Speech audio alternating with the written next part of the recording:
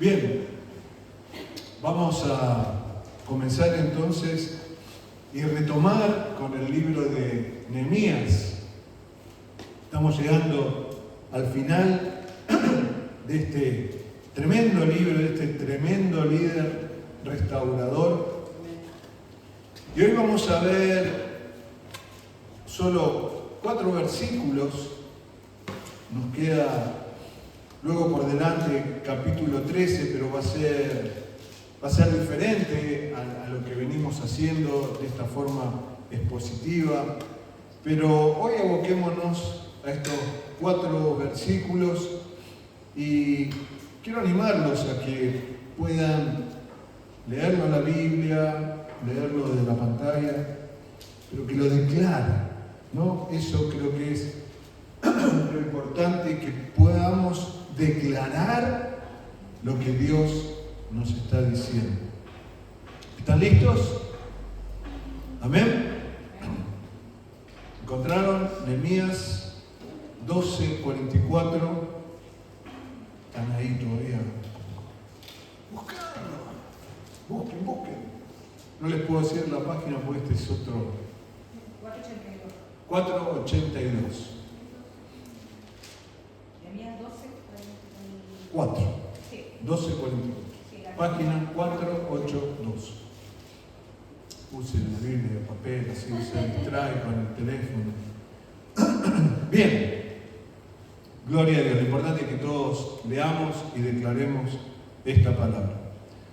En aquel día fueron puestos varones sobre las cámaras de los tesoros, de las ofrendas, de las primicias y de los diezmos, para recoger en ellas de los ejidos de las ciudades las porciones legales para los sacerdotes y levitas, porque era grande el gozo de Judá con respecto a los sacerdotes y levitas que servían. Y habían cumplido el servicio de su Dios y el servicio de la expiación, como también los cantores y los porteros, conforme al estatuto de David y de Salomón su hijo.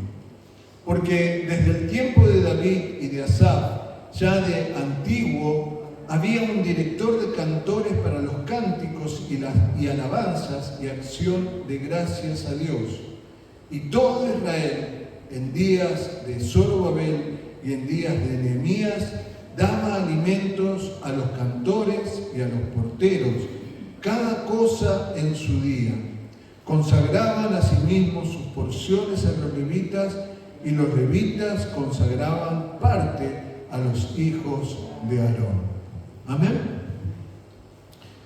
¿Por qué Nehemías tomó tiempo en escribir todo esto? No, porque sabemos que ya estamos en el final y que Nehemías, luego que cumplió todo su propósito, se dedicó a escribir esto para nuestra enseñanza. Pero yo quiero que hagamos un pequeño repaso, ¿no? Si les tuviera que tomar un examen ahora, ¿no? ¿De qué habla capítulo 1 de Nehemías?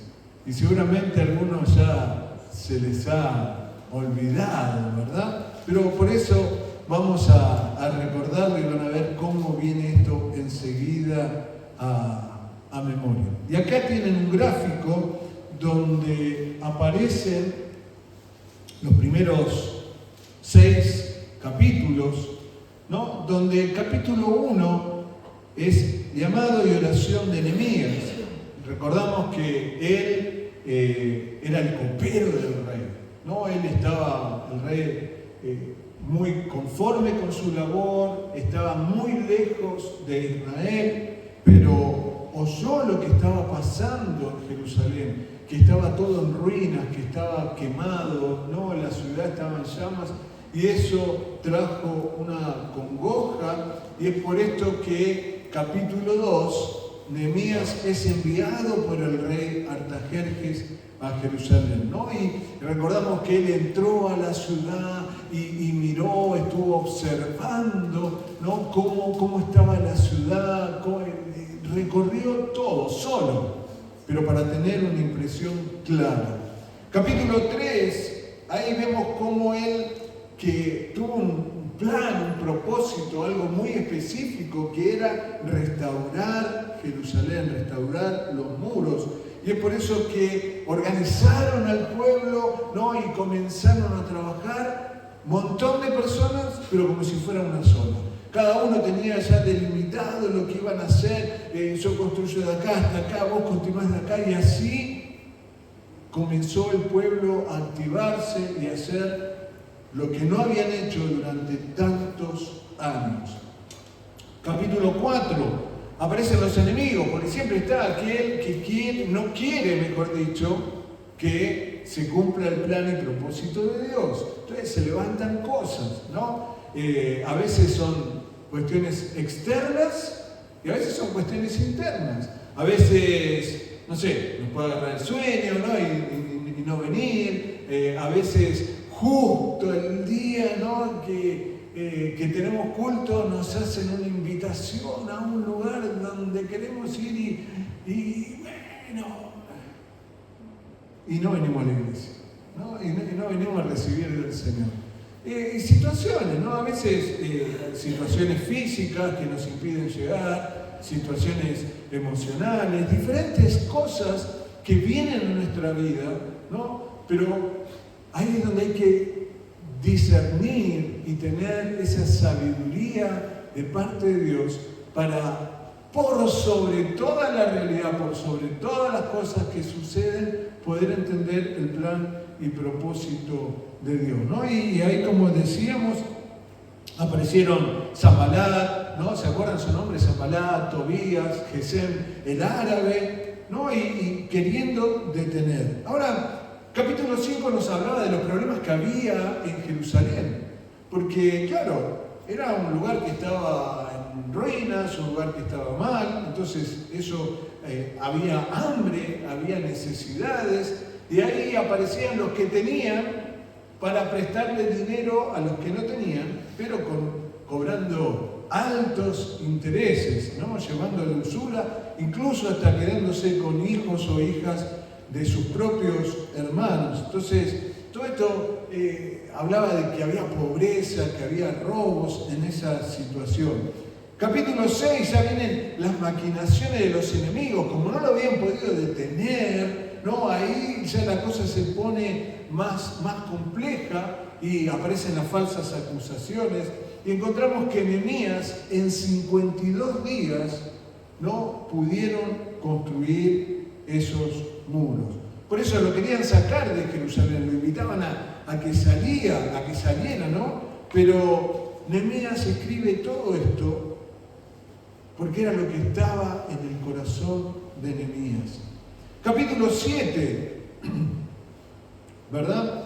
¿Está ahí capítulo 7? No, ahí está, ahí lo tengo. Capítulo 7, designaron dirigentes y genealogía de los verdaderos judíos. ¿No? ¿Por qué? Porque no podía haber contaminación, porque no podía haber mezcla. Entonces empezaron a ver a quiénes eran verdaderamente judíos y quiénes no. Y los que no, los sacaban a un costado. Pero todo esto, ¿qué es lo que trajo? Que la gente comenzó a dar ofrendas generosas. La gente comenzó a dar, ¿no? al reino de Dios. ¿Por qué? Porque era el plan y propósito del Señor. El Señor quería bendecir la casa. Y es por eso que la gente comienza a dar. En el capítulo 8, recordamos esta parte, ¿no? Cuando Esdras lee la ley que habían recibido, lee la palabra de Dios, ¿no? Nehemías, Esdras y los levitas comenzaron a explicar las escrituras. Y cuando comenzaron a explicar esto, la gente comenzó a declarar: día santo es a Jehová. Y por eso que lo cantamos y claro, vino, porque la ley fue dada para eso, trajo angustia, trajo dolor y la gente comenzó a llorar.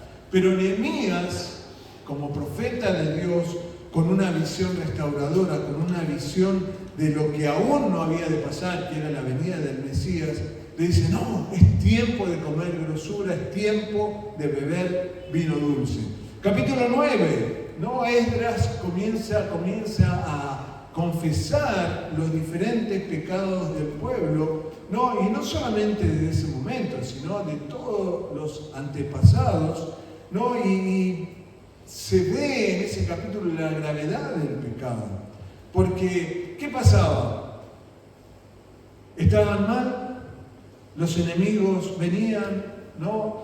Se los llevaban en cautividad. Recordemos el pueblo de Israel. ¿Cuánto tiempo estuvieron en Egipto? ¿En qué condición? Cautivos. Hasta que aparece Moisés y son librados. Pero tardan 40 años. Lo que pudieron haber hecho en días, tardaron 40 años. ¿Por qué? Porque había pecado.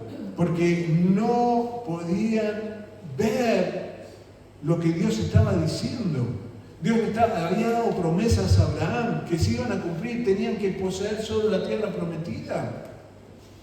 Pero estaban afligidos, ¿no? Aún anhelaban volver a Egipto, no, pero si es el Egipto, siendo esclavos, pero comíamos y acá estamos en el desierto y sin valorar los cuidados de Dios, ¿no? Esa nube que los protegía del sol, esa columna de fuego que los protegía del frío, la ropa que no se gastaba, el delivery diario, ¿no? El Señor les enviaba el alimento cada día. Ahora, cuando miramos la historia de Israel decimos, qué ingratos estos judíos, ¿cómo no podían ver eso? Pero ¿cuántas veces nos pasa lo mismo a nosotros? Estamos acá porque estamos vivos. Estamos acá porque Dios en su misericordia nos regaló un día más. ¿Para qué? Para escuchar de su palabra, para predicar de su palabra, para cumplir su propósito. No veo a ninguno que esté muriendo de hambre. Bueno, estamos todos musculosos, ¿verdad? No veo a ninguno que esté desnudo. Estamos todos vestiditos, gracias a Dios. Si no, estaríamos en problemas si hubiera alguno acá, sin ropa. Pero el Señor nos provee cada día. Y nos quiere dar mucho más. Mucho más, dice la palabra, de lo que pedimos o entendemos. Mucho más. Pero ahí tuvieron que reconocer esos pecados, ¿no? Y me perdí en qué capítulo estamos. ¿En cuál? 9. Confesó los pecados, ¿no? Capítulo 10. Se determinaron a no mezclarse con otros pueblos y poner al templo como centro de la nación. Y es por eso que tomaron el tiempo de firmar. Cada uno firmó ese documento, donde se comprometían a poner. ¿Por qué lo escribieron? ¿Por qué lo firmaron? Para que quede escrito. ¿Por qué? Porque tenía que ver con todo lo que vamos a ver hoy. Entonces, si nosotros miramos en los libros de Crónicas, en los libros de Reyes, vemos cómo Israel descuidaba el templo. El rey Ezequías, un rey muy valioso, con un corazón hermoso. ¿Qué hacía? ¿Qué hizo enseguida? Restauró la casa, sacó las imágenes, limpió el lugar. Bueno, ¿por qué? Porque era importante el lugar de la casa. Capítulo 11, definieron quiénes iban a habitar en Jerusalén y aún fuera de los muros. Y capítulo 12, dedicaron los muros, ¿se acuerdan? Que dedicaron los muros, dividieron dos coros, fue un coro por un lado, el otro coro por el otro. ¿Y dónde terminaron? ¿A dónde convergieron? Al templo. Porque había grande contentamiento, dice la palabra. Imagínense esa construcción. Dos coros, multitudes. ¿Por dónde iban? Por los muros. O sea, no era una parecita, eran muros. Quizás, no sé, pero tendrían este ancho, o quizás más. Para que nos demos cuenta de lo que el Señor quería hacer. Ahora, todo esto, ¿por qué? Porque Sión es Jerusalén. Y cuando hablamos de Sión, hablamos siempre de 4 cosas, ¿verdad? ¿De qué hablamos? De Jerusalén, lo tienen ahí, ¿verdad? Sí. El templo, la casa, el reino y la gloria. 4 cosas. 4 segmentos que conforman, ¿no? Para que nosotros podamos graficar lo que conforma Sion. Y debemos entenderlo esto. Ahora, fíjense lo que escribió Nehemías en ese versículo 43. Y podría haber terminado ahí, Nehemías. Listo, es tremendo ese versículo como para decir, cierro todo lo que escribí. Pero no fue así. Dice, y se sacrificaron aquel día numerosas víctimas y se regocijaron porque Dios los había retirado con grande contentamiento. Se alegraron también las mujeres y los niños y el alborozo de Jerusalén fue oído desde lejos. Chan, chan, se acabó. Pero no, había más. Había más, ¿no? Por eso estos últimos versículos que los podemos tomar como el corolario. ¿Y qué es eso? Es un razonamiento, es un juicio o hecho que es consecuencia lógica de lo demostrado o sucedido anteriormente. Nehemías tenía que hacer este cierre. Por eso entramos en estos versículos y declaramos que en Sion el servicio en la casa trae gozo al pueblo. Nos gozamos de estar aquí en la casa. ¿Cuántos se gozan? ¿No? Algunas veces cuesta, vamos a la iglesia, no quiero, mejor me quedo. Pero es gozo llegar a la casa de Dios, ¿no? Por eso ahí dice, porque era grande el gozo de Judá.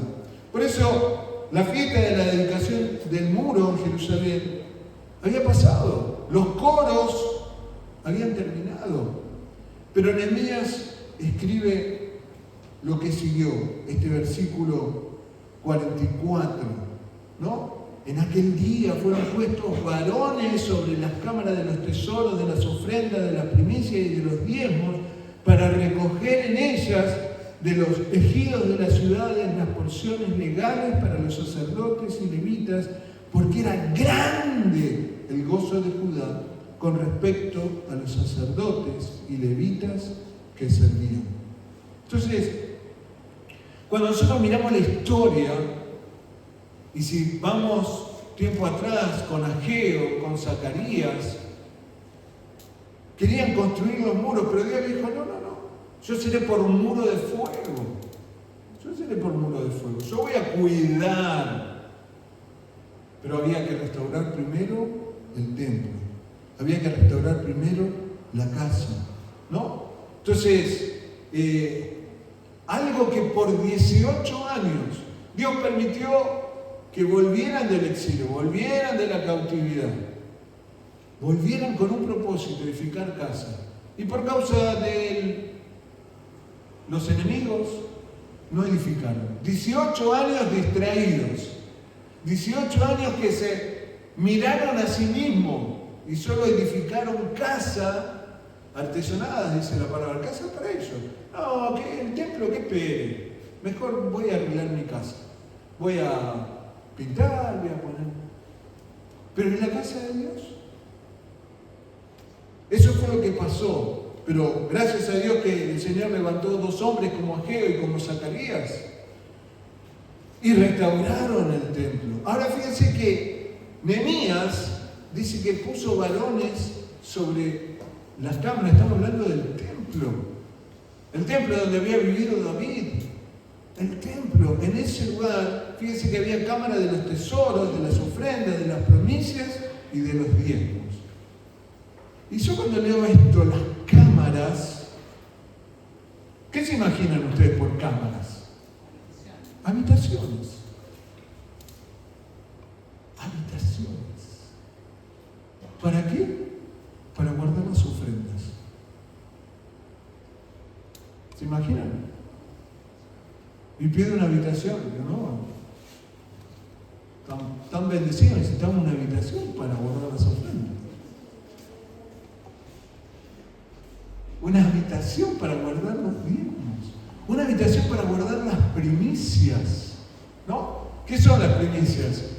Bueno, en aquel tiempo era lo que recogían del campo, del ganado, ¿no? Y lo traían para ofrecerlo, para entregarlo en la casa de Dios. Y con eso comían los levitas, los sacerdotes.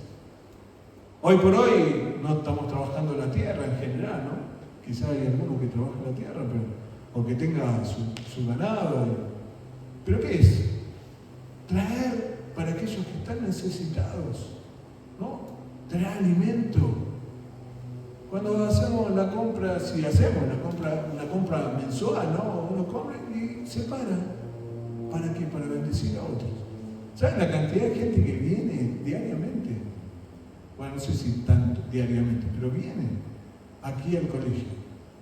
Más allá de a veces situaciones familiares de niños que no tienen para comer. Y lo vemos, niños que en el recreo, pastor, no tienen un pedacito de pan, no tienen una fruta, tienen hambre. No están pidiendo una hamburguesa de McDonald's, están pidiendo algo para comer porque tienen hambre. Obviamente, siempre tratamos de dar, pero tenemos una cámara donde guardamos para las primicias de Dios. ¿Saben cómo está esa cámara? Vacía, no hay nada. No hay nada. La otra vez vino también un hombre a pedir y salimos a comprar para bendecir. Porque también es eso. El amor de Cristo, como nos bendice a nosotros, ¿no? De gracia recibimos y de gracia también damos. Entonces, entender estas verdades, que el gozo de Judá fue grande y el pueblo pudo constatar la fidelidad de los que servían en el templo. Todos se gozaban en venir a la iglesia, pero no solamente en venir a la casa, sino a servir. A servir. Y hermano, yo oro y vamos a orar para que esto traiga un despertar espiritual en nuestras vidas. Porque necesitamos gente que quiera servir en la casa. Y claro, algunos van a decir, no, pero yo no, porque me da vergüenza, porque no. Algunos dicen, piensan, que no sirvo para esto.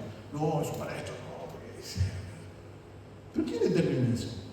¿Uno o el Señor?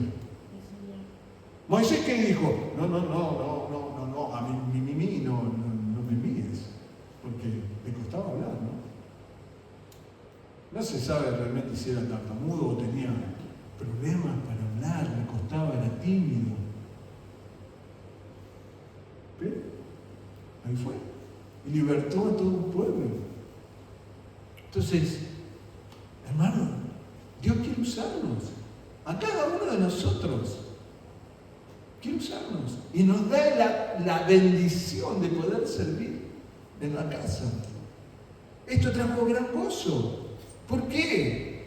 Porque si no hubiera casa, no habría ciudad. Las paredes no tendrían sentido, los muros no hubieran tenido sentido si no había un lugar para alabar y adorar al Señor. Entonces, fíjense, ¿qué es lo que dice aquí? Que en la casa estaban los sacerdotes, los levitas, los cantores, los porteros. Y yo pensaba, ¿no? Señor, necesitamos porteros. ¿Qué es un portero? Alguien que va a estar en la puerta recibiendo. No es lo mismo, ¿no? Abrir la puerta y pasar. Y otra cosa es, hola, bienvenido, ¿cómo estás? Pasá, vení, te acompaño, sentate. Necesitamos un portero. Alguien que quiere estar ahí en la puerta recibiendo a los hermanos. Y no tiene que estar afuera, ¿no? Como decía Manuel, que se quedaba afuera ahí para invitar a otros a que entren. Necesitamos porteros, necesitamos levitas. Hermano, gloria a Dios por la vida de Graciela, de Daniela, pero necesitamos más, que el Señor levante músicos consagrados, que con temor de Dios ministren. Lo necesitamos. ¿Y de dónde van a salir todos esos? De acá. Y de los que se añaden. ¿Sí? Entonces, fíjense que todos pudieron discernir lo que había en el corazón del Señor. Por eso, fíjense lo que dice este Salmo 132. Y búsquenlo, creo que es muy oportuno poder leerlo. Salmo 132, versículo 13 al 18. ¿No? Este salmo que nos muestra lo que está en el corazón de Dios. 132, 13 al 18. Fíjense, ¿qué dice? Lo tienen ahí en pantalla igualmente. Porque Jehová ha elegido a Sión. Dios eligió a Sión. ¿Por qué hablamos tanto de Sión? Porque es el lugar que Dios eligió. No es un invento del pastor, no es una idea del pastor, no, es lo que Dios dice. Y no solamente que la eligió, sino que dice, y la quiso por habitación para sí. ¿Cómo se sienten cuando llegan a su habitación, a su cama, después de un día? Llegué, qué lindo, ¿no? Pero el Señor la quiso por habitación para sí. Este es para siempre. No es para un momento, es para siempre. ¿El qué? El lugar de mi reposo. Y si ahí es donde reposa el Señor, en Sion, en la casa, ¿dónde reposamos nosotros? ¿Dónde vamos a reposar? En la casa. Venir a la casa de Dios trae reposo. Aquí habitaré porque la he querido. Él la quiso. Él quiere habitar ahí. ¿Y qué más dice? Bendeciré. ¿Cuántos quieren bendiciones? Pero no es cualquier bendición. Bendeciré abundantemente su provisión y a sus pobres saciaré de pan. O sea, ¿qué? Saciar, ¿no? Llenura, grosura, abundancia. Y asimismo vestiré de salvación a sus sacerdotes, los que sirvan en la casa. Salvación. Y sus santos darán voces de júbilo. No se entendió.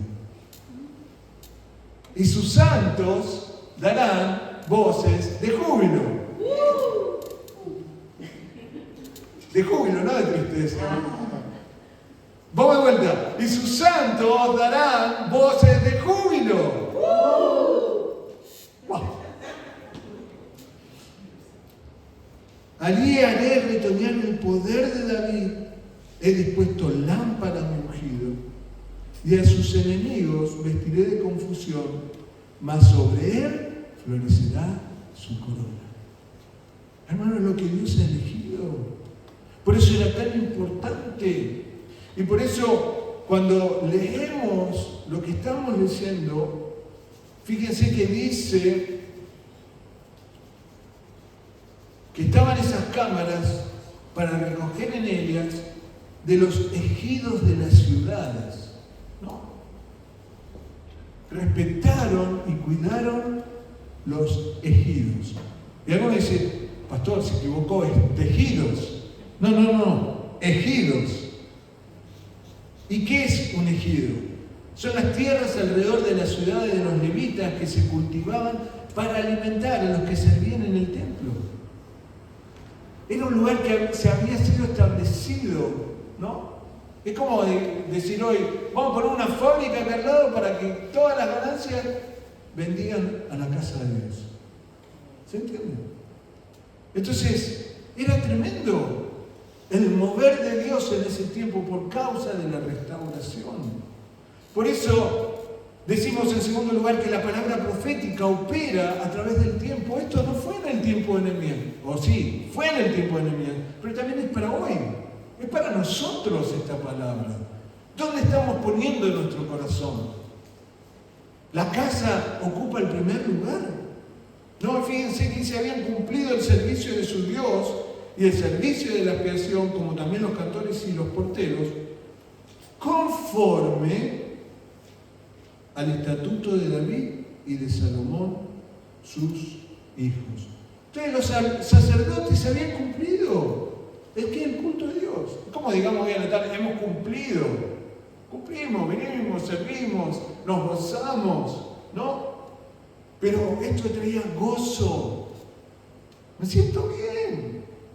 ¿Cómo nos vamos a ir? Quizás hoy a la tarde, hoy vamos a tener un día largo, ¿no? Y quizás nos vamos un poco cansaditos, pero llenos de gozo, llenos de palabras, fortalecidos, renovados.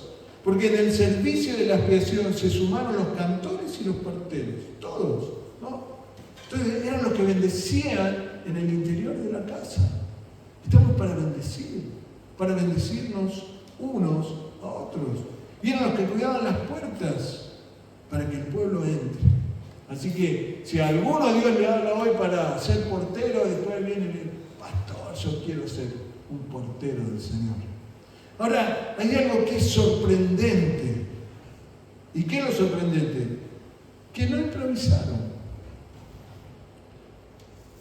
Hay muchos, y aún dentro de la iglesia del Señor, todo un mover de querer innovar, cosas nuevas, ¿no? Y no está mal innovar, pero fíjense que no quisieron hacer nada nuevo, sino que se sujetaron a los estatutos, o sea, al reglamento, a las ordenanzas, conjunto de normas legales con las que se regula el funcionamiento de un grupo de personas determinado con fines precisos y en común. Ahora, esto no había sido, bueno, a ver, ¿cuáles fueron los estatutos de la semana pasada? No. Lo que Dios le había dado a David y a Salomón. ¿Cuánto tiempo había pasado? ¿Unas semanas? ¿Unos meses? ¿Unos años? ¿Saben cuánto pasó? 550 años. Vamos a hacer lo que Dios le dijo a David hace 550 años. ¿Y qué vamos a hacer nosotros? Lo que Dios le dijo a David, lo que Dios le dijo a Nehemías, lo que Jesús nos dice por medio de su palabra. ¿Y qué hicieron? Cumplieron con esos estatutos, ¿no? Porque ahora había comunión con Dios. Entonces, el estatuto de David y de Salomón fue respetado. ¿Y qué era esto? El culto a Dios. Hay una orden, hay leyes que gobiernan los ministerios. Y 4 cosas que las tienen aquí resaltadas ahí en rojo, que tienen que haber en el culto a Dios, que no pueden faltar del culto a Dios. ¿Pero por qué no pueden faltar? Porque Dios lo determinó de esa forma. Y que todo culto, ¿qué va a haber? Oraciones. ¿Cómo empezamos? Orando. ¿Qué hacemos en el medio? No, tremenda oración esa. Hasta la tenemos escrita en un papel. Y todo eso, esa oración, es la conjunción de muchísimos versículos, porque está fundamentada en la palabra. Entonces, por ahí, como cosa que se abatió Nebo y se postró ver, ¿qué es eso? ¿De dónde? Sale de la palabra, búsquelo ahí, lo va a encontrar. Dioses paganos que fueron derribados, fueron vencidos por nuestro Dios. Entonces tiene que haber oraciones, tiene que haber cánticos y alabanzas. ¿Por qué cantamos? Bueno, a ver, para entretenernos, ¿no? No. Cantamos al Señor porque le damos la gloria, porque le exaltamos por lo que Él hace cada día, porque necesitamos recibir cuando le alabo a Él, cuando le exalto. No lo hago, no, con todas mis fuerzas, porque es necesario. ¿Por qué hay ofrendas y diezmos? Porque el pastor quiere plata. No. Hermanos, somos cuidadosos y llevamos registros. Y en la medida que la iglesia siga creciendo, yo no sé cómo, la verdad, aún desconozco esa parte administrativa, pero me imagino que debe ser exactamente igual que en Argentina, porque somos Asamblea de Dios. La iglesia genera un balance firmado por un contador, donde entran las ofrendas, donde entran los diezmos y se muestra de una forma muy transparente, muy clara, a dónde va, qué se hace con eso. Porque es el Señor. Pero ¿por qué damos? Yo no sé si han visto ahí en la iglesia, pero aún hay un ofrendero a los pies del púlpito. Porque hay personas que aún después quieren dar a Dios. Nadie le dice, no, voluntariamente. Porque cuando le doy a Dios estoy reconociendo que, Señor, yo necesito de vos. Y todo lo que tengo es tuyo, nada es mío. ¿Qué nos vamos a llevar cuando nos moramos? Tantos años trabajando, tantos años esforzándonos, cuando nos vamos como venimos, con nada. Entonces, por eso están las ofrendas y los diezmos, ¿no? ¿Y qué más hay? 4 cosas: oraciones, cánticos y alabanzas, ofrendas y diezmos, y predicación y enseñanza de la palabra. Predicamos. ¿Qué hacemos después de tener un culto? Enseñamos. ¿Qué están recibiendo los niños? La prédica, la palabra de Dios. Y en todos los niveles enseñamos y enseñamos y predicamos y enseñamos. Y cuando enseñamos, predicamos, y cuando predicamos, enseñamos. No puede faltar esto. ¿Pero por qué? Porque Dios así lo determinó. Por eso necesitamos ahora un director de cantores. Alguien que dirija. Tenemos, ¿no? Hoy por hoy tenemos 2 hermanas que nos dirigen. Le falta la batuta, ¿no? ¿Pero qué hace el director de la orquesta? Dirige. Y con ese palito, ¿no? Y puede dirigir orquestas de 100, 200 personas. Tremendo. ¿Pero por qué eso? Porque tiene que ver con un orden cabeza-cuerpo. Imagínense que cada uno llega y, quiero cantar esto, yo quiero cantar lo otro, ¿no? Y el que está dirigiendo se queda cantando otra cosa. No es orden. Hay un orden dado por Dios. Por eso necesitamos cantar. En los tiempos de David y Asaf había un director. Entonces tiene que ver con ese orden cabeza-cuerpo. Y esto hace que todos cantemos lo mismo. Y cantamos la palabra de Dios. Entonces todos, como dice Corintio, hablamos una misma cosa. ¿Y qué más? El servicio de los cantores. Cánticos, alabanzas y acción de gracias. ¿A quién? A Dios. Qué importante esto. Qué importante, ¿no? Cuando veo ahí en la iglesia central tantos músicos, tantos cantores, qué lindo.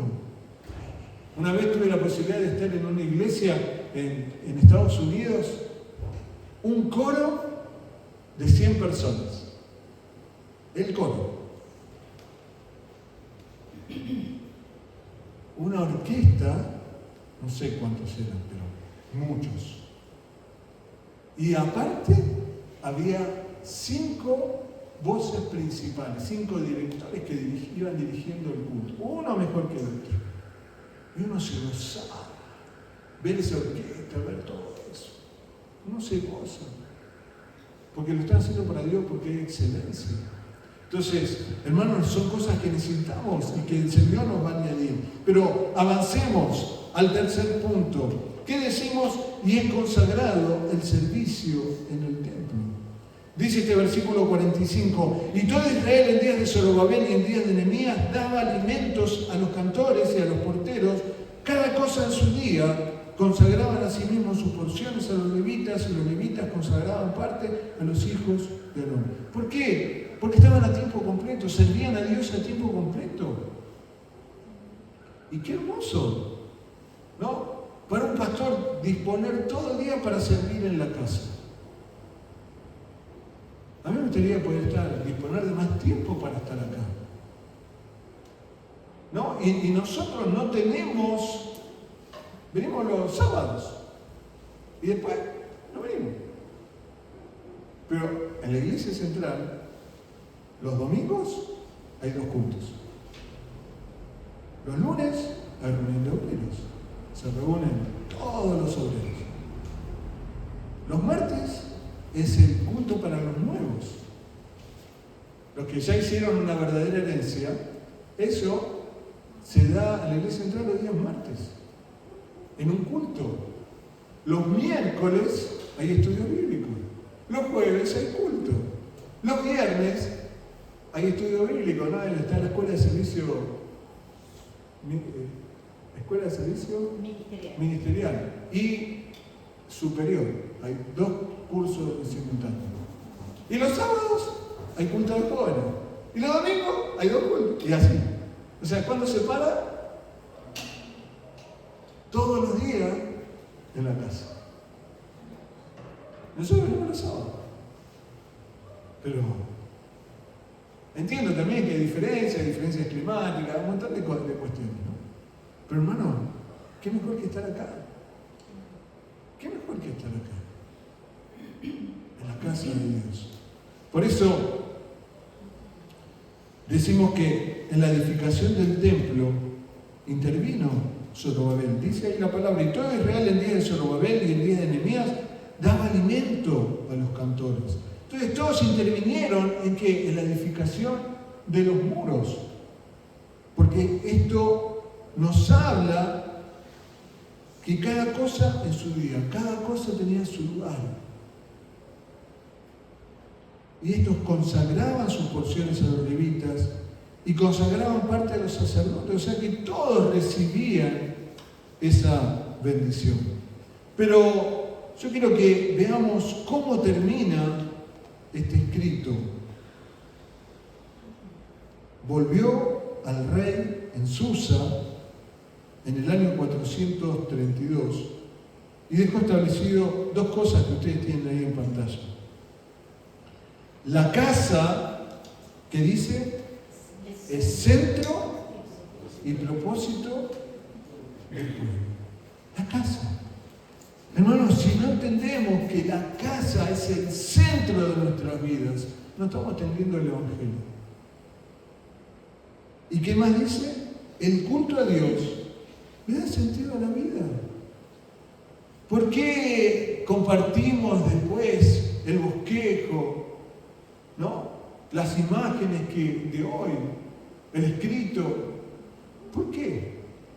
Porque es la palabra que Dios me habló hoy para toda la semana. No es para, bueno, recibí la palabra, listo, chao. No, es lo que Dios nos está diciendo. Por eso, vamos a declarar este versículo de Romanos, que lo hemos conocido y lo hemos mencionado tantas veces. ¿Qué es lo que dice? Porque las cosas que se escribieron antes, para nuestra enseñanza se escribieron, a fin de que por la paciencia y la consolación de las Escrituras tengamos esperanza. Pero el Dios de la paciencia y de la consolación os dé entre vosotros un mismo sentir según Cristo Jesús, para que unánimes a una voz glorifiquéis al Dios y Padre de nuestro Señor Jesucristo. Juntos, unánimes, siendo uno, hagamos la voluntad del Señor. Pensemos en Sion, pensemos en la casa, pensemos en la gloria, pensemos en su reino. Aquí es el lugar de reposo. Cuando estoy afligido, ¿a dónde tengo que ir? A la casa. Cuando estoy contento, ¿a dónde tengo que ir? A la casa. Cuando estoy enfermo, ¿a dónde tengo que ir? A la casa. En todo momento tiene que ser el centro de nuestra vida. Por eso vamos a orar y adorar a Dios, terminar adorando al Señor. Padre amado, tú estás aquí. Estamos en tu casa, Señor. Este es el lugar que tú escogiste por habitación. Este es el lugar de tu reposo. Por tanto, Señor, nosotros reposamos aquí. Y te pedimos que tengamos todos un mismo sentir. Por eso, las leyes divinas, Señor, todo lo que se escribió para nuestra enseñanza, para que lo vivamos, para que podamos experimentar el poder de Dios, oír a Dios. Porque debemos conocer el sentir de Cristo. Si es que queremos soluciones a nuestros problemas. ¿En dónde vamos a solucionarlos? En la casa. Aquí, Señor. Por eso, oremos ahora para que Dios nos despierte el espíritu a todos, para que haya una necesidad tan, pero tan grande de amar la casa, Señor, de amar el lugar donde tú nos has puesto, de tener comunión unos con otros, de oír la palabra, de reunirnos todas las veces que podamos y no poner el corazón en lo temporal, porque el reino de Dios es lo que está en primer lugar. Que arda, Señor, en nuestro corazón y en el de toda la congregación. Por eso te pido que algo acontezca en esta mañana. Que si muchos nos preguntan, ¿a dónde vas? ¿A dónde voy a ir? A la casa de Dios, a la iglesia. ¿Pero por qué? Porque ese es el lugar de reposo de Dios. Y ahí me gozo, ahí me renuevo, ahí me fortalezco. En la comunión con mis hermanos. No puedo vivir sin la casa. Señor, despierta el espíritu de todos. Despierta, Señor. Porque hemos terminado una semana de campaña, pero somos piedras vivas, Señor, y esto continúa. Que tu palabra siga operando. Que la necesidad de servir en la casa, Señor, se manifieste. Danos amor por tu casa, Dios. Que podamos ser sabios, diligentes, y que nadie tome a la iglesia como algo liviano, pasajero, temporario, porque la casa trae cambios. Señor, te pedimos una entrega incondicional. Que nadie se pierda, que nadie salga de la casa, y que ahora, Señor, mientras te adoramos, Jesús, mientras te adoramos, Señor, que sea el poder de tu Espíritu obrando.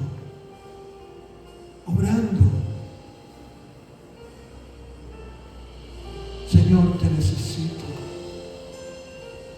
Señor, tú conoces cada una de mis necesidades, cada una de mis dolencias. Señor, ¿quién como tú? Tú lo sabes todo. No puedo ocultarte nada, Señor.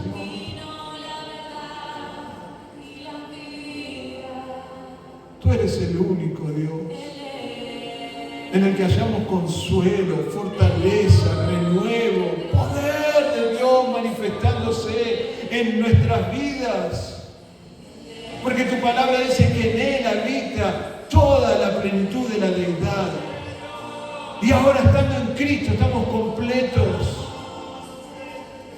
Por eso nos gozamos. Por eso reposamos en tu presencia, Señor. Adorarle a Dios. Adorarle a Él. Como un sacerdote de Dios. Levantar tus manos y exaltarle. Jesús, nombre sobre todo nombre. Nombre sobre todo nombre. Sí, Señor. Tú eres santo, santo. Te adoramos, Jesús. Te adoramos.